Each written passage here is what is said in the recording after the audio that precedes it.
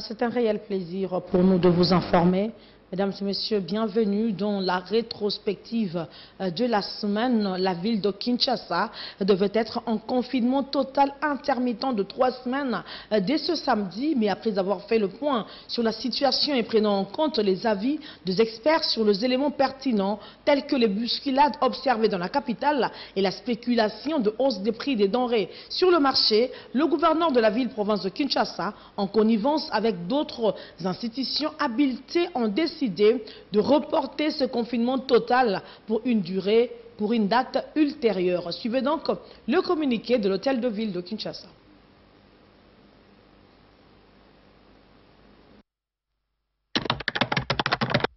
Le gouverneur de la ville de Kinshasa, son Excellence Jean-Tini Ngobila Mbaka, porte à la connaissance de l'opinion que pour des raisons de spéculation de prix de biens de première nécessité sur le marché et afin de prévenir les actes susceptibles de créer l'insécurité des personnes ainsi que de leurs biens, les mesures de confinement annoncées en date du 26 mars sont reportées.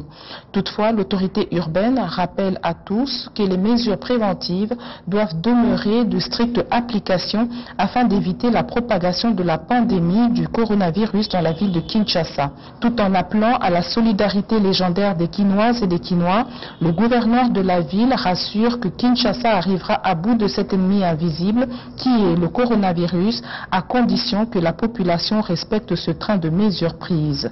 Fait à Kinshasa le 27 mars 2020, le gouverneur. Et malgré ce communiqué, la population quinoise s'était déjà confinée dans presque toutes les communes. Le drone de l'univers groupe télévision a circulé dans la ville de Kinshasa où les rues étaient vides et les activités commerciales fermées. Regardez.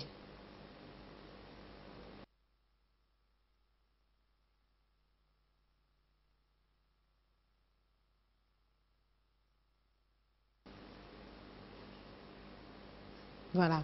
Et face aux difficultés économiques et sociales imposées par la pandémie du Covid-19, le gouvernement a pris certaines mesures d'urgence pour atténuer les effets négatifs sur la population.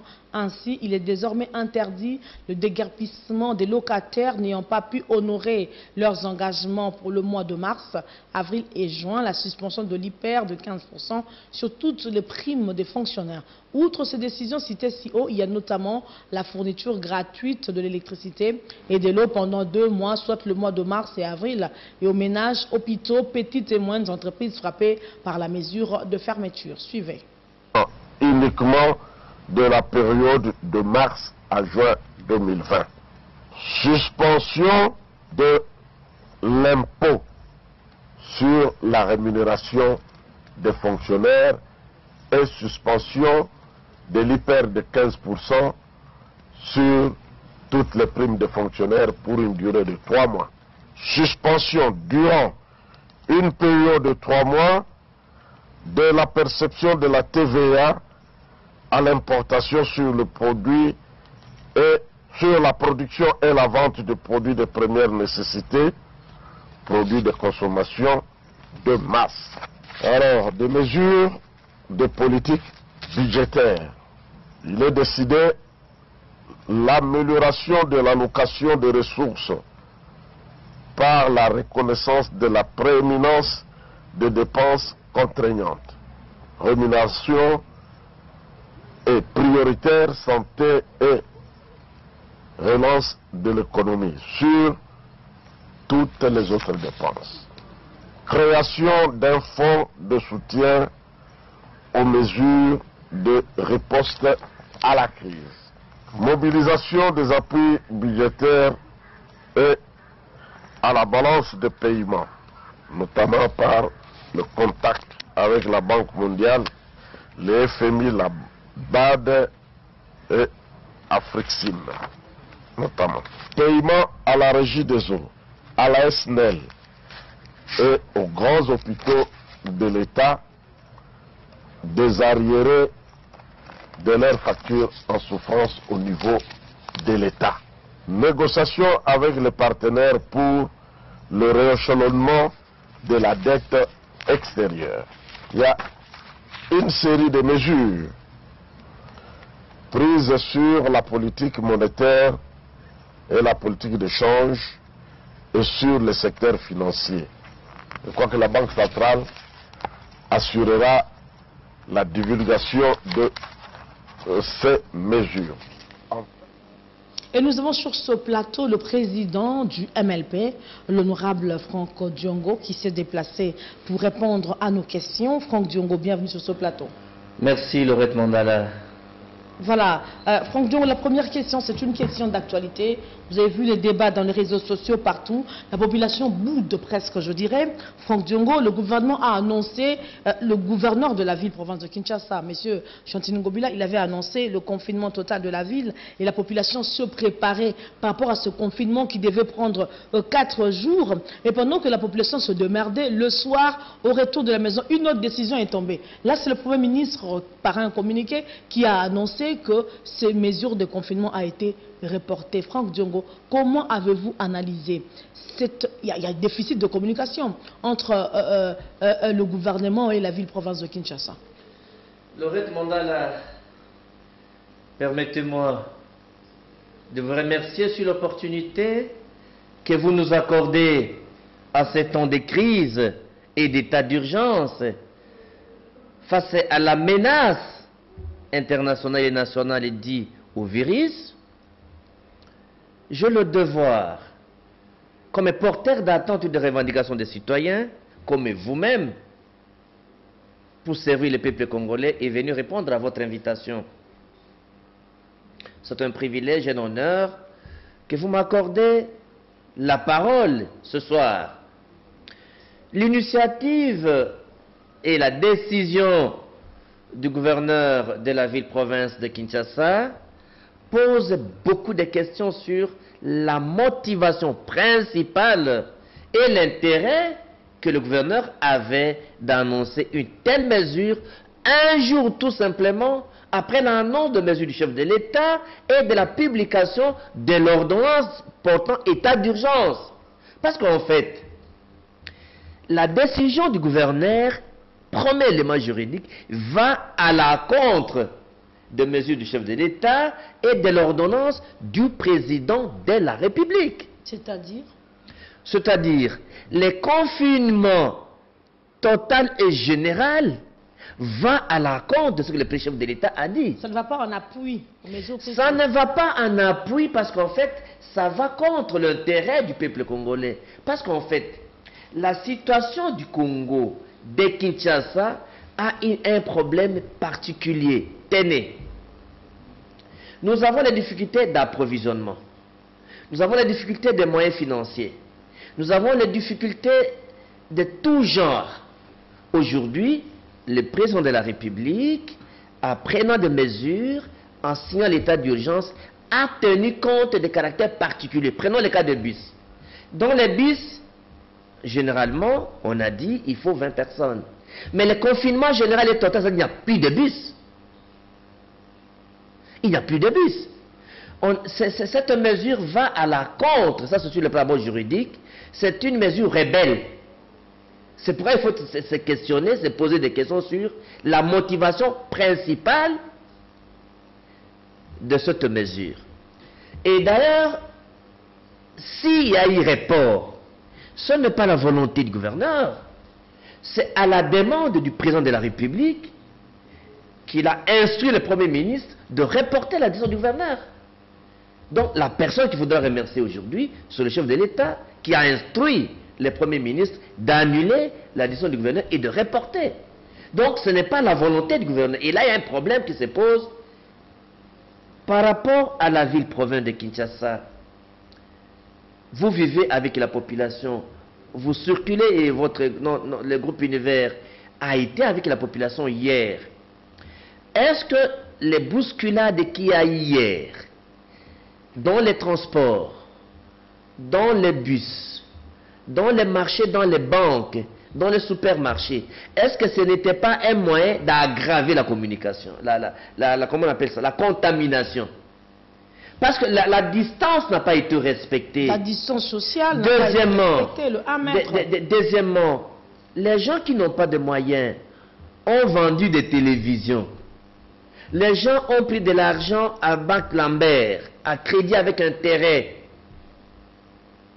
Tout simplement, on a créé ce qu'on appelle la psychose.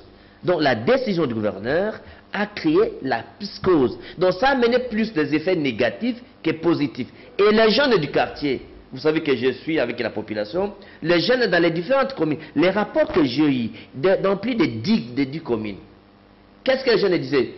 Nous, on n'a pas de choses à manger, on n'a pas les moyens de garder la provision. Alors, si les gens vendent, ils vendent ce que vous pouvez vendre aujourd'hui, nous, on va nous en servir, nous-mêmes, on va casser les magasins. Alors, les militaires et les policiers, qui n'ont pas de quoi avoir les provisions, dans quelle situation on a mis les gens? Et ça crée même un problème entre aujourd'hui, comment voudriez-vous que le même jour, est-ce que le Congolais devrait vraiment tenir à Kinshasa les 2 jours, 3 jours, 4 jours?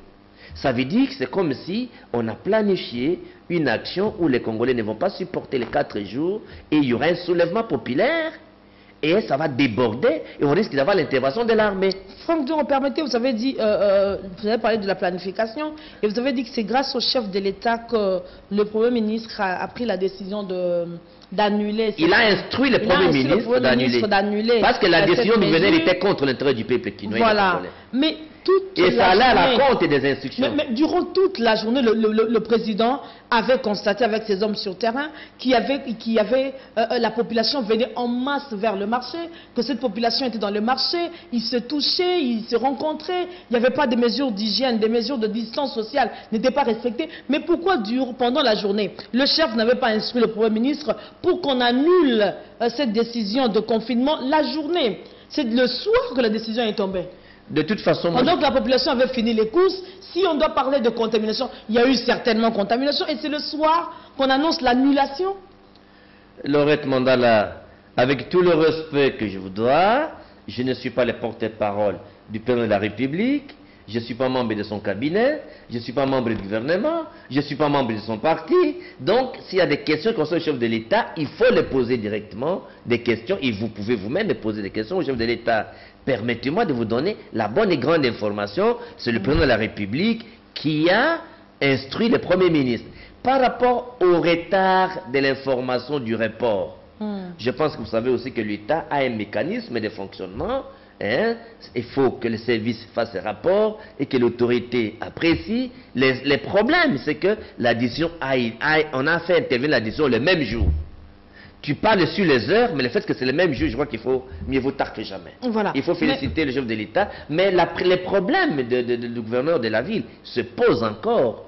Quelles sont les motivations principales qui ont poussé le gouverneur à prendre cette décision qui apparaît aux conséquences beaucoup plus graves? Parce que la décision a produit des effets plus négatifs. Des effets négatifs, que les effets positifs qu'ont fait les rapports d'impact. Et aujourd'hui, la population est dans un grand énervement. Imaginez-vous, vous vendez votre télévision que vous avez acheté à $300, vous vendez à $80. Vous voulez acheter un sac de riz qui coûtait $30 et à $100.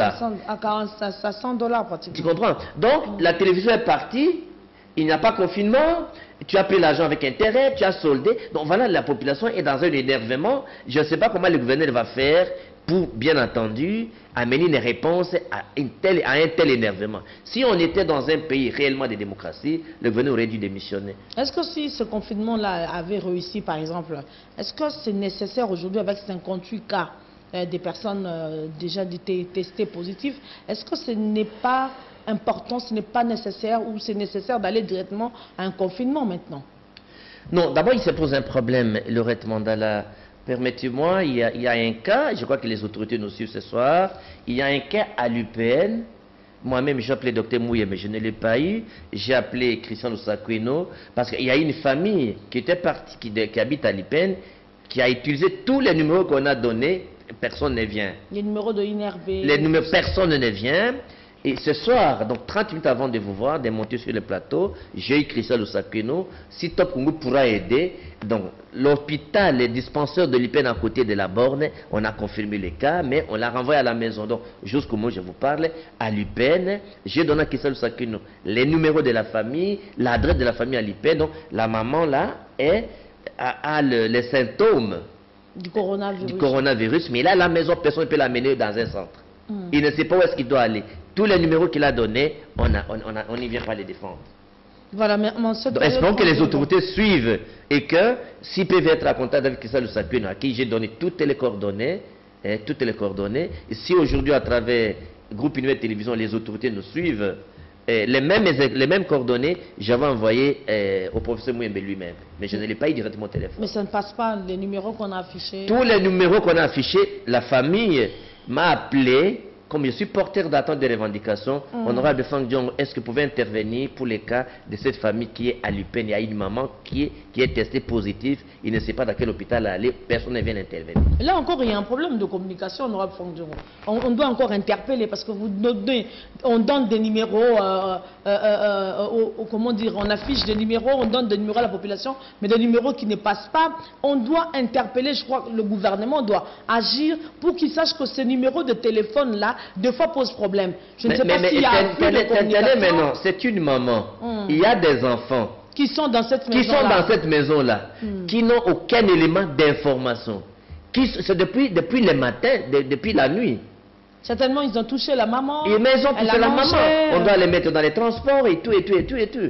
Et pendant tout ce trajet, ce sont des contaminations qui augmentent. Voilà. Donc il y a ce problème d'urgence que le gouvernement doit aussi gérer. Mais pendant qu'on y est, puisque vous avez dit que ces enfants n'ont pas plus d'infos sur le processus de contamination, dites-nous, Franck Diongo, vous qui êtes en contact avec la population, quelles sont les mesures d'hygiène qu'il faut respecter pendant cette période pour éviter la propagation de ce virus? Laurette Mandala, merci. D'une manière sommaire, il y a 5 règles qu'il faudra observer.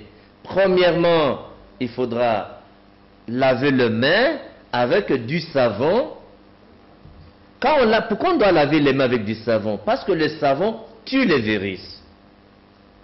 Deuxièmement, lorsqu'on utilise les désinfectants ou l'alcool, le désinfectant, on n'a pas besoin de...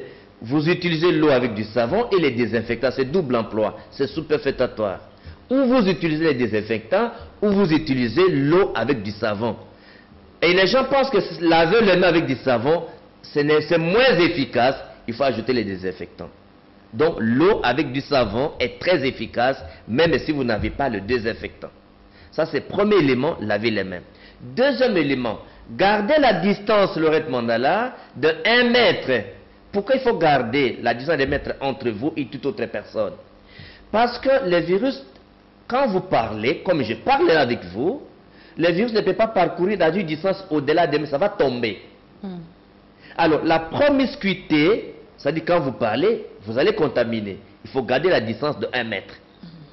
Troisième règle, il ne faut pas toucher la main. Il ne faut pas toucher la figure si on n'a pas lavé les mains. Ça, les gens ne connaissent pas beaucoup. C'est-à-dire que toutes les recherches ont démontré que la personne humaine touche sa figure 300 fois à 500 fois par jour, en 24 heures. Donc, ce qui fait que si la main est contaminée, parce que lorsqu'on vous dit, les virus, quand je parle là, si une personne est contaminée, ça tombe là-bas, vous mettez votre main, vous mettez dans la bouche ou dans la figure, vous vous contaminez vous-même. Donc, toute la journée, il faut... Avant de toucher la figure, les yeux, le nez ou la bouche, il faut laver il faut d'abord laver les mains. Donc on ne touche pas la figure avant de laver les mains. Quatrième règle, il ne faut pas serrer la main. Pourquoi on ne serre pas la main? Parce que lorsqu'on se rapproche d'une personne, il peut éternuer, il peut tousser, parce que parmi les symptômes, il y a la toux. Alors, il peut tousser et ça vous contamine. Dernier élément de règle, c'est observez les règles de l'hygiène respiratoire. Lorsque vous toussez, il faut avoir les papiers mouchoirs et après avoir toussé, vous jetez, vous lavez les mains. Dans la poubelle, bien sûr. Dans la poubelle. Alors, si vous n'avez pas le papier mouchoir, il faut plier votre coude. Alors, et puis vous toussez là-bas. Alors, la problématique de masque et de gants en caoutchouc. Ce qu'il faudra retenir, la personne qui utilise le masque, c'est la personne non malade. Le masque, les gens confondent le masque chirurgical antivirus que le personnel médical utilise parce que ce masque-là a une durée d'1 heure à 3 heures. Mais ici, nous utilisons les masques toute la journée, vous lavez, vous portez. Non. Si vous voulez utiliser le masque, parce que ce n'est pas une infraction, mais l'OMS n'a pas prescrit les masques. Ni l'OMS, ni aucun État, ni les États-Unis, ni l'Europe. D'ailleurs, en Europe, en France, pour acheter le masque, il faut une ordonnance. Alors, les Asiatiques, et notamment les Asiatiques, dans leur culture, avant même cet événement, ils portent généralement des masques pour se protéger lorsqu'on est contaminé, lorsqu'on est malade. Donc, pour la problématique de masques, donc, pour ceux qui veulent utiliser les masques, on ne peut utiliser que les masques chirurgicaux que les personnels médicaux utilisent, et la durée, c'est 1 heure à 3 heures. Tu ne peux pas porter les masques au-delà de 3 heures. Donc c'est un masque pour 3 heures chaque fois. Donc un masque pour 3 heures si vous voulez utiliser les masques. Et si le masque n'est pas un masque chirurgical, parce que maintenant on fait la spéculation par les commerçants. J'ai attendu qu'on offre même les masques en pagne. Quand vous utilisez des masques en pagne ou en papier, c'est pratiquement une couverture contre la poussière. Ça ne tue pas les microbes. Au contraire, le masque devient un élément de contamination parce que si ça ne tue plus, ça s'arrête là. Et quand vous touchez, vous vous contaminez vous-même, vous allez contaminer les autres. Pour les gants, pour terminer, pour les gants en caoutchouc, la personne qui n'a pas de gants, mais qui lave les mains avec du savon, est plus protégée que la personne qui a des gants. Parce que lorsque vous avez les gants, et vous avez touché un endroit où c'est infecté, vous touchez votre figure, vous êtes déjà contaminé. Partout où vous allez toucher à ce moment-là, vous éparpillez les virus. Donc, pour moi, les recherches que nous avons menées au niveau de tous les éléments d'information, le masque n'est pas nécessaire si on n'a pas le moyen de changer les masques chaque 3 heures. Et pour changer chaque 3 heures, pour que ça soit utile, il faut que ce soit les masques antivirus et chirurgical. Lorsqu'on se retrouve dans le marché avec... c'est commercial, ça tout c'est commercial. On peut mettre le masque dans le marché par exemple, parce qu'on ne sait pas qui est contaminé. Non, je ne sais pas si vous comprenez. Pour mettre le masque, il faut être rassuré que le masque répond aux normes chirurgicales. Et que la durée de l'usage est de 1 heure à 3 heures. Il y a les masques d'1 heure, il y a les masques de 2 heures, et les masques de 3 heures. Il faut être rassuré, c'est quel masque. Ici, les gens portent le masque du matin au soir jusqu'à demain, le lendemain, ainsi de suite. Donc, le masque peut être un élément de contamination. Je crois qu'il faut régler, il faut respecter. Quand vous respectez les 5 règles là, même si vous n'avez pas de masque, vous n'avez pas de gants, vous serez sain. Voilà, on va prendre cet élément. Alors qu'à Kinshasa, l'on parle d'état d'urgence et mesures de lutte contre la pandémie du Covid-19. C'est le moment que choisissent certains inciviques pour s'aimer le trouble et désolation au pays, à l'instar de ce qui s'est passé ce samedi matin à Lubumbashi, où un groupe de jeunes identifiés comme Bakata Katanga, qui ont fait incursion dans quelques quartiers de la capitale QPR, munis d'armes blanches. Ils ont rencontré une résistance armée des FARDC avec des violents affrontements. Certaines parlerait de plusieurs morts durant ces échanges de tirs nourris. Et vous allez suivre l'honorable Christian Mwando qui nous fait l'état de la situation en rapport avec les événements survenus dans la province du Haut-Katanga. Il évoque notamment les réclamations de Gédéon Kyungu qui a dit devoir être prise en charge par l'État selon les accords conclus avec l'ancien gouvernement. Il est joint au téléphone par Jacques Kini. La situation, je crois que les choses ont commencé depuis environ 2 à 3 semaines où il y avait déjà des agitations de la part de Gédéon dans la mesure où il se plaignait qu'il n'avait plus de ravitaillement depuis bientôt 10 mois et qu'il avait menacé en ce moment-là de faire une marche vers le gouvernorat. En ce moment-là, il avait été encerclé et contenu dans son logement et il a été mis en ce moment-là en résidence surveillée. La situation semblait s'être calmée, mais aux petites heures du matin, dans la nuit d'hier à aujourd'hui, on a appris que lui-même, Gédéon, est sorti de sa résidence. Il a maîtrisé les gardes qui étaient consignés donc à sa résidence surveillée et il a pris les armes et que lui-même, Gédéon, est porté disparu. Certains de ces hommes ont été contenus par les FARDC et la police. Et on a constaté donc un mouvement à Lubumbashi, à Likasi, à Pueto et à Kasumbalesa. Il y a plusieurs éléments de Gédéon qui ont été abattus par l'armée et la police. Et actuellement, la situation semble être revenue plus ou moins au calme. Ce que moi je comprends, c'est qu'il était nourri par les autorités provinciales. Je crois que selon les accords qu'ils ont eus lorsqu'ils sont allés le chercher, je crois que c'était en 2017 ou 2018, selon leurs accords, c'était que le gouvernorat de province ou l'État congolais le prenait en charge. Donc il était logé, nourri, ainsi que les musiciens qui l'accompagnaient. Et après un certain moment, je crois qu'il n'a pas eu les ravitaillements dont ils avaient convenu avec le gouvernement ou la province du Katanga. Pour le moment, on n'a pas un bilan.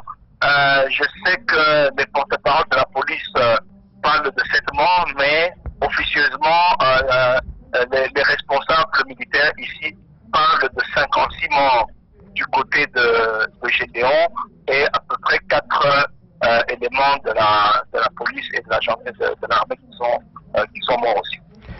Merci. Ben voilà, Franck Djongola, c'était l'honorable Christian Omwando Simba à partir de Lubumbashi. Comment expliquez-vous en cette période d'état d'urgence? Subitement, il y a Gédéon Kyungu qui apparaît à Lubumbashi avec ses hommes et il donne comme raison uniquement parce qu'il n'est pas pris en charge par le gouvernement de la province du Haut-Katanga. Laurette Mandala, je crois que Gédéon Kyungu, qui est un criminel, qui avait bénéficié la grâce de l'ancien président, la grâce présidentielle de l'ancien président, avait menacé déjà le 13 mars qui va mettre le Congo, le Katanga à feu et à sang. Et les gouverneurs, les différents gouverneurs, les nouvelles provinces du Katanga, j'ai l'impression soit qu'ils sont complices, soit qu'ils n'ont pas pris conscience de la réalité du danger qui est représenté cette menace-là. Comment un monsieur qui menace le 13, dans quelques jours, il passe à l'exécution? Voilà, il a entraîné mort d'homme. Est-ce que c'est une coïncidence, une action planifiée? Et à Kinshasa, c'est le jour qu'on devait avoir le confinement. Est-ce qu'il y a le caractère planifié, organisé de la théorie du chaos pour qu'il y ait un soulèvement, un désordre généralisé à Kinshasa et dans les grands Katanga pour imputer la responsabilité de la faiblesse de gouvernance au chef de l'État? Ce sont des pistes qu'il faut réfléchir. Pour revenir à la situation, Laurette Mandala, vous avez vu qu'ils ont hissé le drapeau sécessionniste.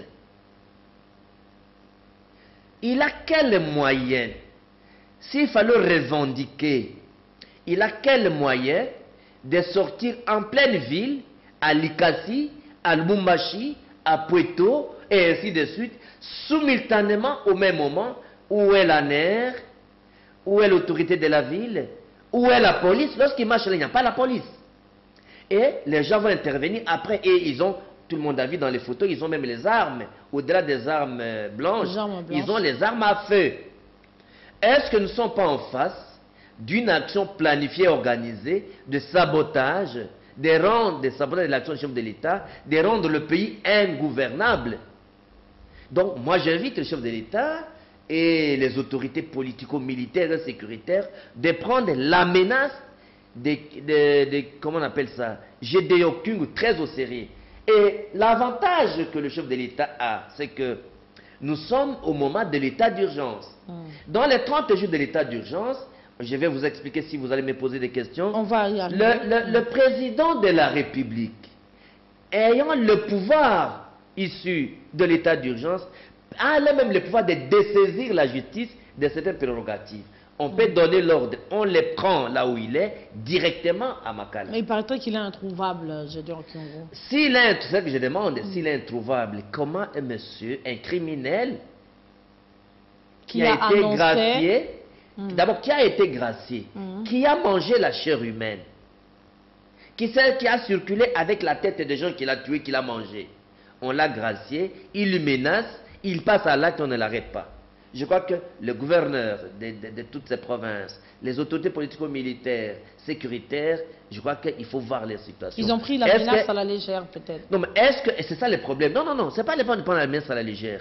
Est-ce qu'il y a la répartition des tâches? Moi, dans ma responsabilité, je laisse faire. Ou je ne laisse pas faire, mais je suis incompétent. Ou je suis complice. Je crois qu'il faut une enquête.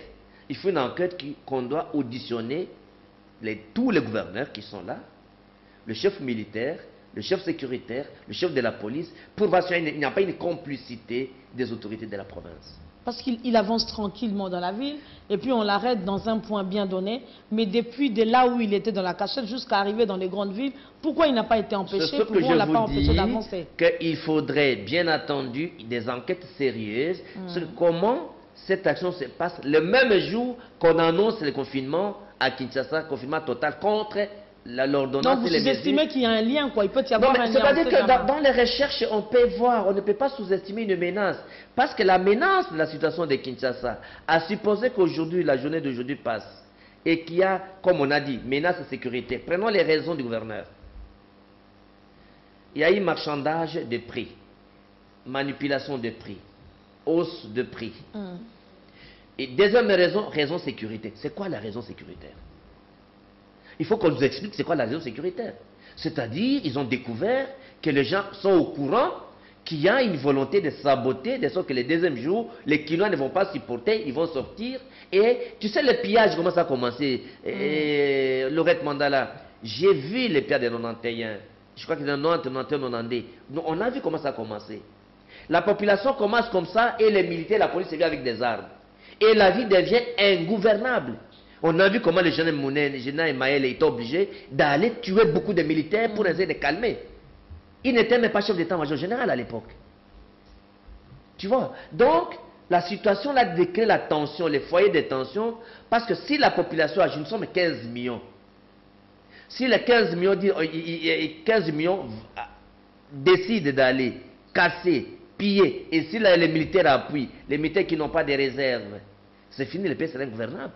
Donc on estime que Lubumbashi, Kinshasa, il y a eu on voulait créer des situations pour rendre le pays ingouvernable, imputer ça. Je n'ai pas les éléments de preuve, je réfléchis à haute voix. Est-ce que c'est la coïncidence entre Gédéo Kyungu, qui a eu la facilité d'agir dans tous les Katanga, 3-4 villes au même moment, et il n'est pas arrêté, et une préparation d'un soulèvement populaire à Kinshasa. Parce que, pourquoi le gouverneur, Laurette Mandala, a pris des mesures contre l'intérêt de la population congolaise et contre la décision du chef de l'État? C'est ça, quel est l'intérêt qu'il avait à se rebeller contre les mesures du président de la République? Est-ce que cette volonté-là n'est pas teintée d'un intérêt politique coordonné avec l'action de Katanga? Il faut réfléchir à haute voix. Je n'ai pas de preuves, je réfléchis à haute voix. Je n'accuse personne, je réfléchis à haute voix. C'est ça le problème. Est-ce que l'action du gouverneur n'a pas augmenté la contamination? Si demain, les chiffres galopent suite aux bousculades d'hier, qui sera le responsable? Est-ce que c'est le gouverneur ou le Premier ministre? Et là, il faut saluer l'intervention. Et bien que vous accusez tard du chef de l'État, mieux vaut tard que jamais, mais comme c'était le même jour, d'avoir instruit le Premier ministre que cette mesure du gouverneur ne soit pas appliquée. D'ailleurs, à Kinshasa, que cette mesure de confiner totalement la population, il y a plusieurs manières de combattre. Je crois que ça va amener à un soulèvement contre l'intérêt de la population. On pouvait laisser beaucoup plus de temps à la population pour la même le temps de s'organiser, Laurette Mandala. Pas 24 heures quand même. On n'a même pas donné le temps à la population de s'organiser. Le caractère précipité, ça cachait quoi? Le caractère précipité dans un peuple. Et là, je remercie également le président de la République. Nous sommes au-delà de 10 millions. Les mesures de la gratuité de l'eau, de l'électricité. Comme je savais qu'ils ont le pouvoir de déroger à certaines prérogatives de la justice. Vous avez compris qu'on ne peut pas déloger un locataire qui n'a pas payé pendant ces mois à cause de l'événement. Et je crois qu'on va donner le contenu. On revient d'abord, Franck Diongo, sur ce message du chef de l'État. Il avait décrété l'état d'urgence conformément aux dispositions de la Constitution en son article 85 suite à la pandémie mortelle du Covid-19 qui touche sensiblement la RDC. Il avait également annoncé d'autres mesures restrictives et complémentaires à celles prises le 18 mars 2020, dont la fermeture de toutes les frontières de la République démocratique du Congo. Le point avec Jackson Michaud. Adversaire invisible, une guerre asymétrique aux conséquences désastreuses que nous pouvons éviter.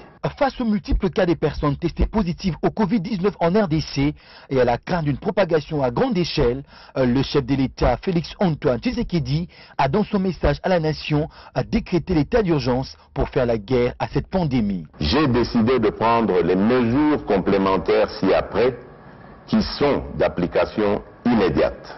Interdiction de tous les voyages de Kinshasa vers les provinces et des provinces vers Kinshasa afin de permettre le confinement de la ville de Kinshasa, foyer de la pandémie. Ceci implique l'interdiction de tous les vols des passagers dans les deux sens, Kinshasa province, à l'exception des avions transportant du fret et dont les équipages seront soumis à un contrôle d'usage strict au départ comme à l'arrivée. L'interdiction de tous les mouvements migratoires par le transport en commun, des bus, camions et autres véhicules de l'intérieur vers Kinshasa et de Kinshasa vers l'intérieur. Il a par ailleurs encouragé les dispositions d'hygiène prises au Haut-Katanga à la suite de l'annonce de 2 cas suspects. Qu'après analyse des échantillons des 2 cas de Lubumbashi par le laboratoire INRB à Kinshasa, ceux-ci ont été testés négatifs. Il sera procédé à l'analyse du 3e échantillon attendu dans les heures à venir. Je tiens à encourager la population de la ville de Lubumbashi pour la discipline qu'elle a observée depuis, ce qui doit être valable pour l'ensemble de notre pays en respectant les gestes barrières énumérés par le ministère de la Santé. Le président de la République a ordonné au gouvernement de ravitailler en dispositifs d'hygiène les différents quartiers de Kinshasa. En même temps, il faudra multiplier les points de lavage des mains à l'aéroport international de Njili et appuyer les équipes de la RVA et de la DGM pour que nul n'échappe au contrôle d'hygiène. Pour ce qui est de la chloroquine, ayant fait ses preuves ailleurs, Félix Antoine Tshisekedi annonce une production en grande quantité. Même si tous les scientifiques n'ont pas encore marqué leur unanimité, il est urgent en effet que soit produite une quantité industrielle de la chloroquine qui semble avoir montré son efficacité jusqu'à ce jour dans certains pays. Le chef de l'État congolais a aussi annoncé la création d'un fonds national de solidarité contre le coronavirus. J'instruis le gouvernement d'étudier le souhait des opérateurs économiques et autres partenaires qui se sont proposés d'inonder le marché de Kinshasa de vivres de première nécessité et de produits pharmaceutiques jusqu'en mai prochain et d'y réserver une suite favorable avec diligence. Je lance un appel à la solidarité nationale de tous les opérateurs économiques ainsi que d'autres pays et organismes qui conduira à la mise en place d'un fonds national de la solidarité contre le coronavirus qui restera ouvert à tous les potentiels bienfaiteurs. À la suite de son adresse à la nation, une ordonnance présidentielle reprenant les différentes dispositions applicables à tous est attendue conformément à la constitution de la RDC. Et la RDC, vous le savez, est en état d'urgence décrété par le chef de l'État. La population quinoise s'est prononcée, surtout en ce qui concerne la fermeture des frontières. Il souhaite que la transaction des denrées alimentaires ne soit pas intéressée par cette mesure au risque d'accentuer la crise. Suivez. La décision du chef de l'État pose un problème sur comment les marchandises nous parviendront. Le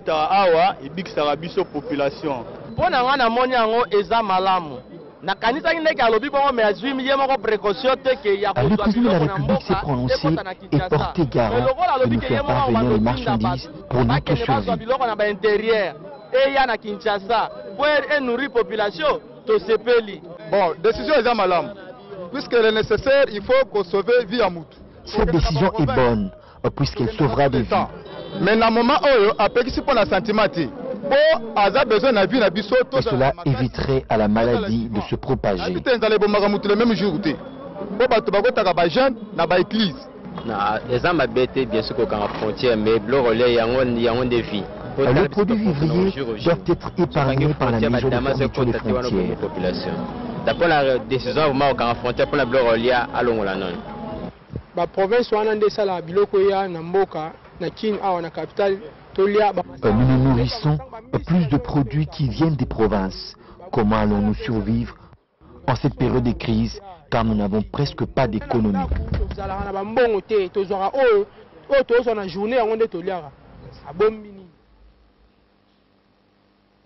Voilà Franck Diongo de retour sur ce plateau. Oui. Je commence par une question simple. Mais c'est quoi d'abord un état d'urgence et quand est-ce qu'on peut décréter un état d'urgence?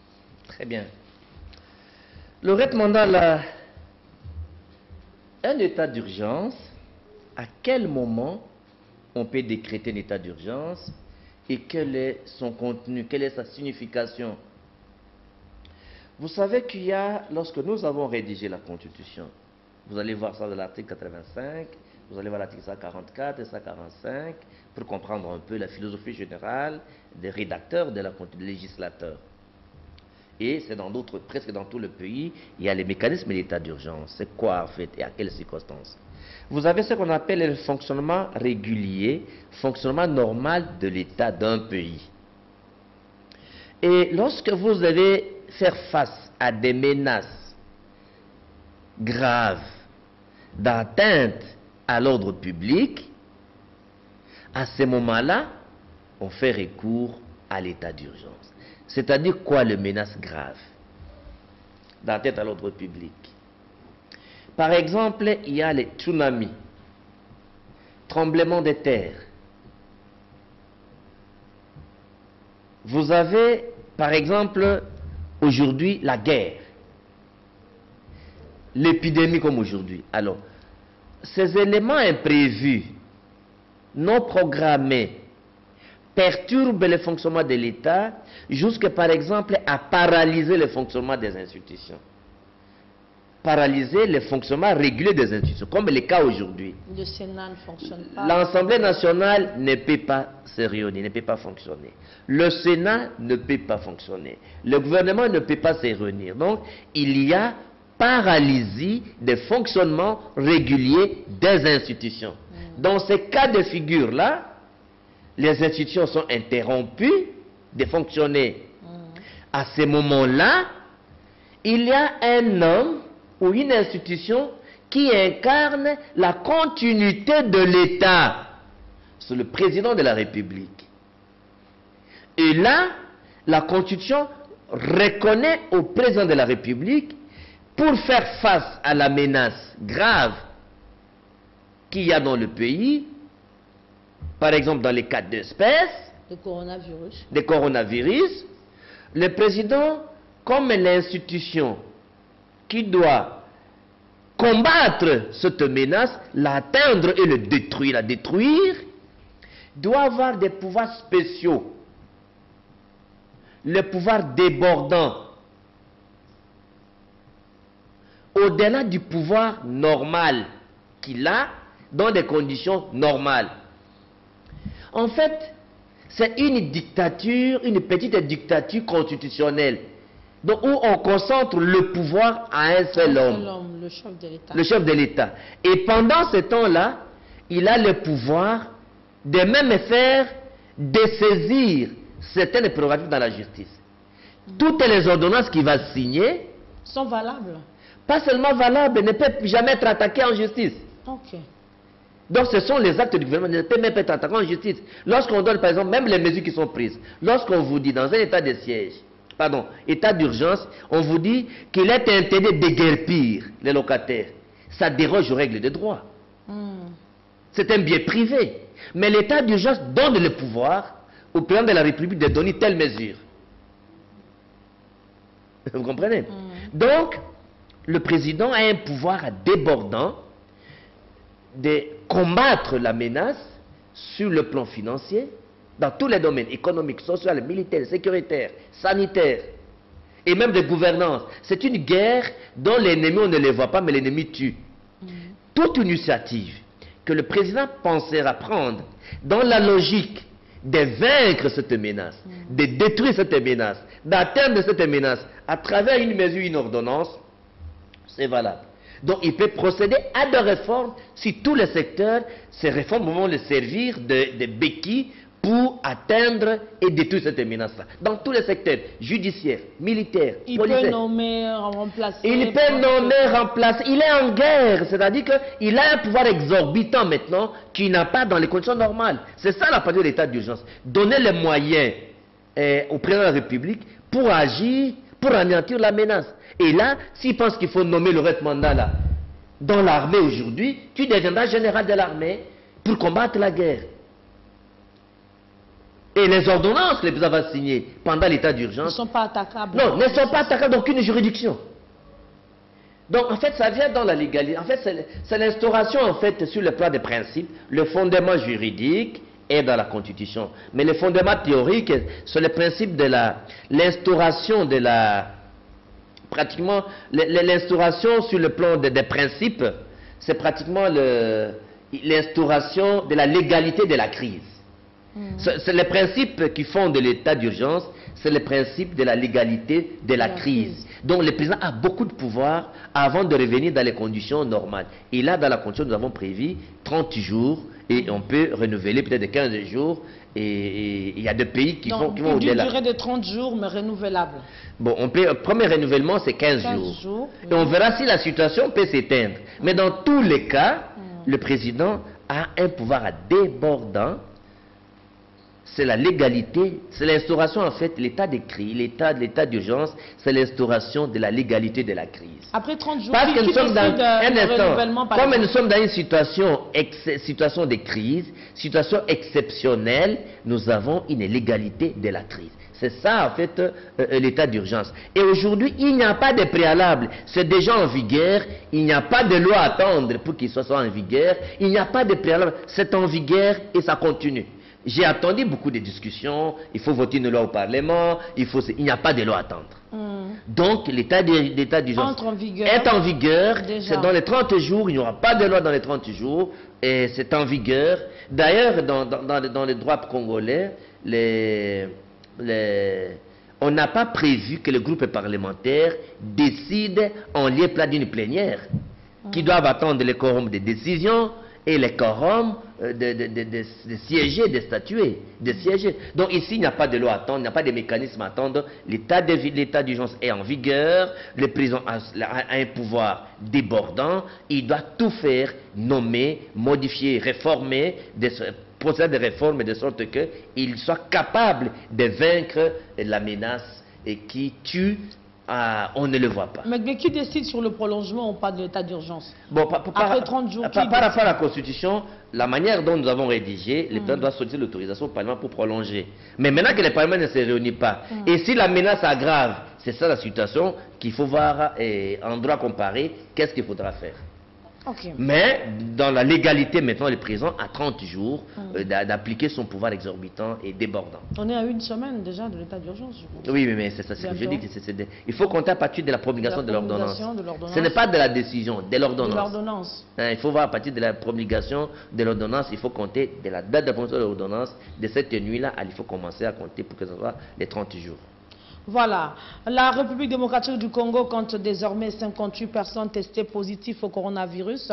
C'est le professeur Dr Jean-Jacques Mouyembe, coordinateur du secrétariat technique du comité multisectoriel de la riposte qu'il a annoncé. Il a également confirmé un premier cas d'un Congolais de 35 ans en Ituri. Suivez. Une nouvelle zone de la RDC a été affectée à la maladie au Covid-19. Il s'agit de la province du Nord Kivu. L'origine de ce cas est en cours d'investigation. Les cas de Covid-19 précédemment annoncés comme confirmés au Nord Kivu est plutôt un cas de la province de l'Ituri. Il s'agit d'un homme de 35 ans, exploitant minier des professions de la nationalité congolaise résidant dans le village Mbadi à Nyankoundé, dans la province de l'Ituri. Les investigations sont en cours pour déterminer si c'est un cas autochtone ou importé. Il a été isolé depuis sa suspicion et l'échantillon a été prélevé et envoyé à l'INRB Kinshasa, qui l'a confirmé comme cas de Covid-19 le 26 mars 2020.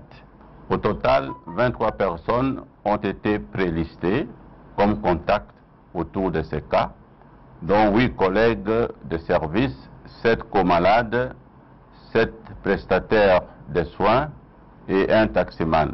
Jusqu'à 18 h de ce jeudi 26 mars 2020, notre pays a enregistré 3 nouveaux cas confirmés de Covid-19. Le comité multisectoriel de la riposte a reçu un appui de l'UNICEF constitué de kits de communication et d'hygiène, notamment des lave-mains, du savon et quelques outils de communication pour la sensibilisation sur le Covid-19. Le professeur Jean-Jacques Mouyembe a indiqué qu'il n'y a que le médecin ou infirmier consultant qui peuvent déclarer qu'un patient présente les signes de la maladie au Covid-19.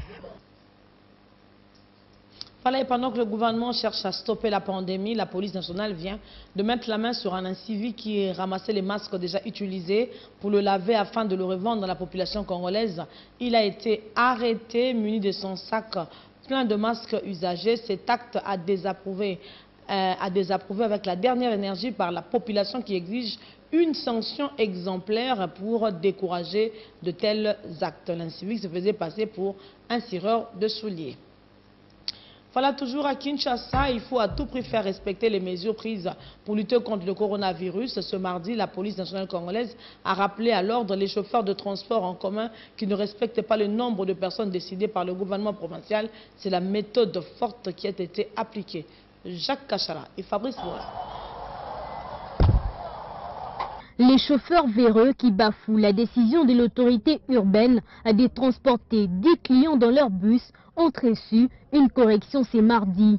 Les éléments de la police nationale congolaise, à travers le général Silvano Kassongo, les ont rappelés à l'ordre par la méthode forte.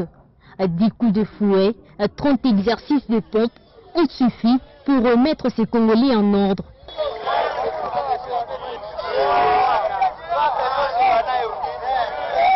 Juste après, les 2 chauffeurs se sont reconvertis et promis de respecter scrupuleusement la loi.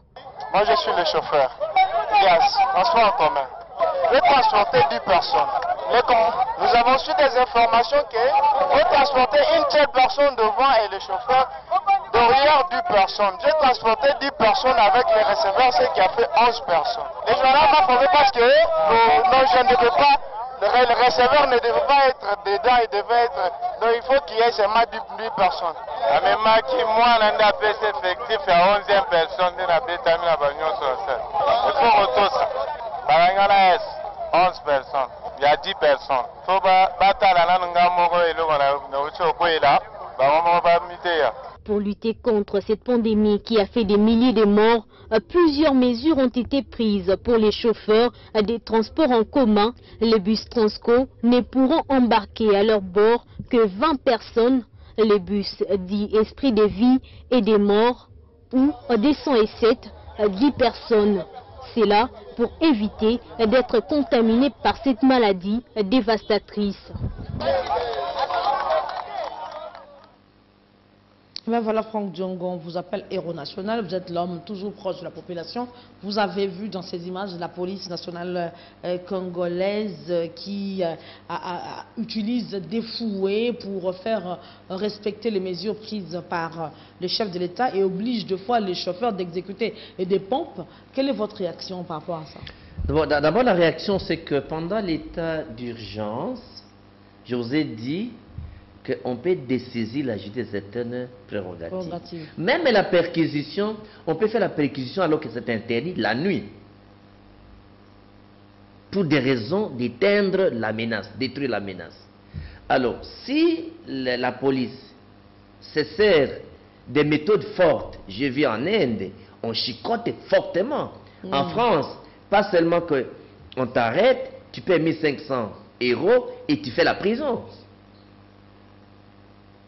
Voilà. Donc, c'est une menace que chacun de nous devons prendre en considération. Mais ce que je veux, moi, Franck Diongo, et comme porteur d'attente des revendications des citoyens, je plaide en faveur d'une grande conscientisation, d'une grande mobilisation, d'une grande sensibilisation. Parce que vous, les médias, Laurette Mandala, vous jouez un rôle clé. Protéger un peuple, c'est le père qui m'a enseigné ça. Protéger un peuple, c'est donner l'information à ce peuple-là, la bonne et la vraie information. Protéger un peuple, Laurette Mandala, c'est également donner la formation à ce peuple-là. Je crois que par le média, on informe et on forme. Parce que, comme c'est une menace contre la mort, le jeune là qui est en train de ramasser les masques, ne sait même pas que lui, en nettoyant les masques et la masque jetée, il se contaminerait lui-même.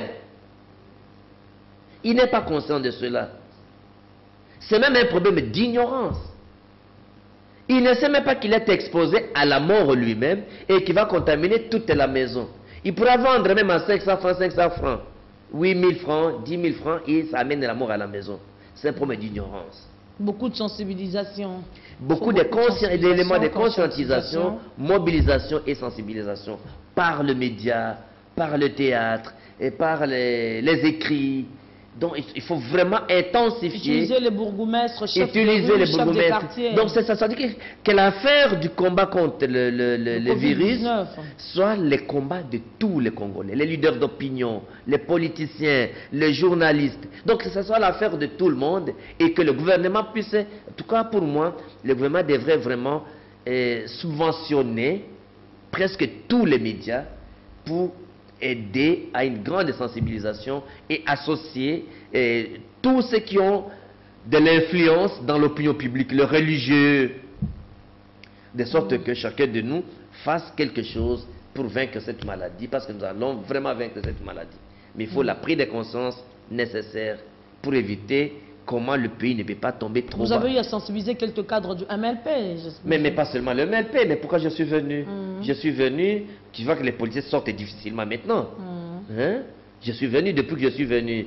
Depuis que je suis venu, je suis toujours dans la sensibilisation, partout. D'ailleurs, nous avons même acheté comment on appelle ça, les haut-parleurs, les lance-voix, pour que nous avons distribué dans les quartiers pour essayer d'expliquer comment respecter les 5 règles. Là. Oui, parce que jusque-là, il y a des Congolais qui ne croient pas à l'existence. Qui ne croient pas, donc dans les différentes communes, nous avons envoyé des gens avec des lance-voix, des haut-parleurs, pour essayer de conscientiser qu'il y a des morts.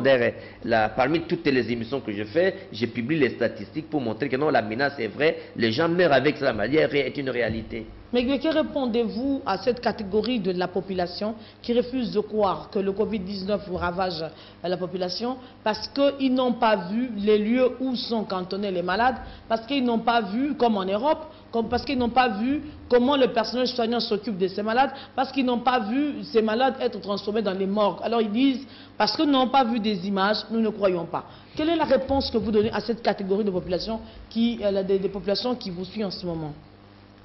Pour cette catégorie de population, Laurette Mandala, c'est un problème d'ignorance. Ce n'est pas un problème de mauvaise foi, c'est un problème d'ignorance, d'une expérience d'immaturité. Il faut les conscientiser, les sensibiliser, les mobiliser à comprendre que cette menace est une réalité. Cette menace peut endiguer, peut rayer un pays de la carte. Imaginez-vous le pays des grandes et vieilles civilisations comme les États-Unis d'Amérique, comme l'Italie. Regardez combien de milliers de morts qui sont atteints. Hein? C'est comme les personnes âgées, par exemple. Quand vous avez dépassé 70 ans, il faut bien être dans les confinements. Parce que de 70 ans jusque-là, ils résistent difficilement. Parce qu'il y a des gens qui peuvent avoir ça, mais peuvent être guéris. Mais les gens qui ont dépassé 70 ans, quand vous ajoutez les maladies chroniques, quand vous avez 70 ans et que vous avez par exemple la diabète, la tension, les problèmes des reins, l'asthme, vous avez des problèmes. C'est comme les femmes enceintes, les femmes enceintes qui sont au 3e trimestre. Et tu vois, c'est-à-dire que déjà 7 mois, 8 mois. Donc une telle femme doit faire tout pour se protéger, pour ne pas atteindre, pour ne pas prendre le confinement ça. total. Hein? Et donc tout ça, il faut que les gens comprennent. D'ailleurs, il faut également dans les régimes alimentaires, des gens qui disent que nous mangeons, tels que les tangawis, les ail et tout, il faut vraiment également manger ces choses-là. Il y a des médecins, un médecin chinois qui a publié également que chaque matin, il faut prendre l'eau chaude avec un peu du sel et mettre dans la gorge. Faire le gargarisme. Le gargarisme. C'est comment on appelle ça? C'est ça. Le gargarisme. Donc, 4-5 fois chaque matin et chaque soir, ça aide également parce que les virus s'installent dans la gorge avant de sécher la gorge et aller s'installer dans les poumons. Voilà. Donc, tout ça sont des précautions. Alors, Franck, qu'il vous faudra êtes devenu prendre. médecin là, vous êtes bien informé. Non, mais c'est-à-dire que lorsqu'on aime la population, on mène des efforts pour s'adapter à donner une information qui peut sauver la vie. Alors on va prendre ce dernier reportage. Pour lutter contre le Covid-19, certains Congolais semblent avoir trouvé des solutions magiques depuis l'apparition de cette pandémie. Ils utilisent de la vertueuse Vernonia amidaline, communément appelée Congo Bololo, pour vaincre cette maladie. Et cela malgré la destruction d'un lot important de ce produit par la population congolaise. La plupart de Kinois semblent être convaincus de son efficacité. Jacques-Hilaire Kassalawambay, Jackson Michaud et Fabrice Bola. C'est un marché devenu alléchant. La vente du Vernonia amidaline, appelé communément Congo Bololo, tout le monde s'en précipite, disant que cette plante serait un remède au coronavirus.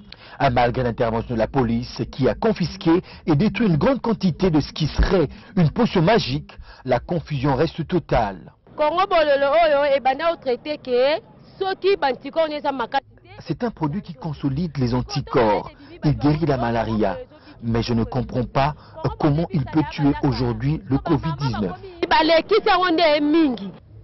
Ce jeune homme est tout content d'avoir trouvé, selon lui, la solution magique. Je viens de Kinkole. J'ai acheté le Congo Bololo et je suis fier d'être guéri. Ce médicament, entre guillemets, a doublé de prix.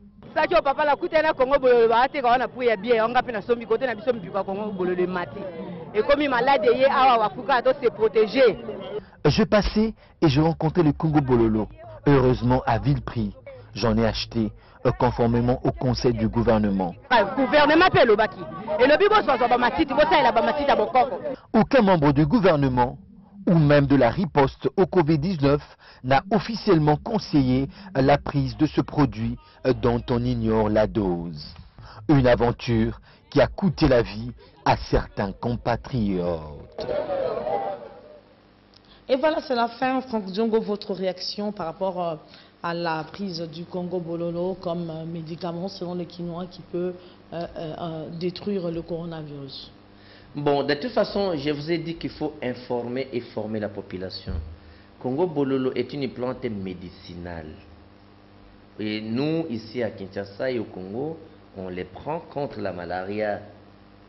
Depuis toujours. Depuis toujours.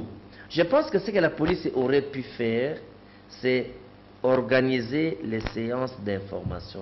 Ils ne réussiront pas à interdire le Congo Bololo. Ce qu'il faut dire aux gens, qu'on ne mélange pas le Congo Bololo avec un autre produit. Citron, tangawis, tout ça. Le Congo est tellement efficace, tellement fort, qu'on ne peut pas le mélanger. Mais aujourd'hui, c'est trompé qu'on peut interdire aux Congolais de prendre le Congo Bololo. C'est vraiment une guerre perdue à l'avance. Parce que nous croyons à la guérison des plantes médicinales. Comme les tangawis, comment vous allez conseiller à un Congolais que les tangawis n'est pas anti-inflammatoire? Quelqu'un qui n'a pas l'argent, il va prendre des tangawis comme anti-inflammatoires. Donc nous croyons, et même dans tout le pays, en Chine et en Inde, il y a des plantes médicinales. Hein? Quand vous prenez le médicament qu'on fabrique, le chloroquine, ce sont des plantes, on peut prendre, on peut boire. Donc, je crois qu'il faut plutôt civiliser la population pour le mauvais usage de la maman qui a mélangé le Congo Bololo, citron, tangawis et purgé les enfants. Même la maman là, il n'a pas fait avec intention de tuer ses enfants. Elle est sous-informée. Voilà ce que je vous disais. Si une personne est informée, elle est protégée. La maman n'était pas informée, n'était pas formée. Donc, et puis au Congo, l'État a reconnu la médecine traditionnelle. Hein? Ça, c'est une entête à la médecine traditionnelle. Or, l'État congolais reconnaît la médecine traditionnelle. Et il est vrai que la médecine traditionnelle n'est pas... Il n'y a pas de normes pour la médecine traditionnelle. Là, il n'y a pas de normes, mais c'est reconnu. Pas de dosage, pas de normes. C'est l'État qui doit fournir un effort de comment la médecine traditionnelle pourra aider aux côtés de la médecine moderne. Parce que nous avons des preuves, par exemple, la fracture. La médecine congolaise a démontré que la plâtre traditionnelle guérit, arrange, sauve. Donc on ne peut pas endiguer, railler, éliminer la médecine traditionnelle. Je crois que moi je crois à la guérison des plantes traditionnelles. Eh bien voilà, c'est pratiquement la fin de cette rétrospective de la semaine. Franck Diongo, merci d'avoir répondu à nos questions. Merci Laurette Mandala de votre invitation. Je demande à ce que toute la population se mobilise pour combattre ce virus et prendre conscience que nous sommes en état d'urgence et les chefs de l'État ont le pouvoir débordant pour prendre toute ordonnance, toute mesure pour contraindre et atteindre cette menace et bien entendu la détruire. Et je remercie également les mesures au nom du chef de l'État que le gouvernement a pris. Par exemple, supprimer la TVA et pendant un temps, suspendre l'impôt qu'on coupe sur les salaires des travailleurs et des fonctionnaires, et la gratuité de l'eau, la gratuité de l'électricité, suspendre les déguerpissements des locataires qui ne vont pas payer pendant les moments de la guerre ici, dont l'ennemi ne le voit pas. Je crois qu'il faut remercier le président et qui a instruit le gouvernement et qui a rendu public à cela. Merci beaucoup. Et bien voilà, un grand merci à vous aussi de nous avoir suivis. Nous vous donnons rendez-vous pour le prochain numéro de la rétrospective le week-end prochain. En attendant, restez branchés sur Univers Groupe Télévision. Votre univers et la lutte contre Corona continue. Merci.